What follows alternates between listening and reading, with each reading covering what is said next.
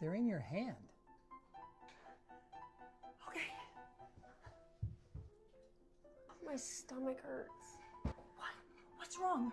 Rhea, jump up and down, please. I hope it's not the food. You're fine.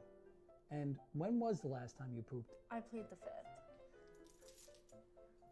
Darcy, drop the keys.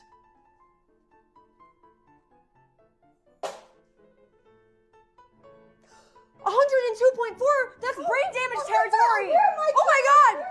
It's a fever. But it's really high, Dan. It's really, really high. Fevers are part of the immune response. Treat the child, not just the number.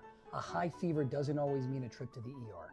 Darcy, drop the keys. Oh my god. Do you have fluid in your lungs? Oh my god, Dan, where's my keys? Coughs like that always get worse at night. Postnasal drip, it's just viral irritation.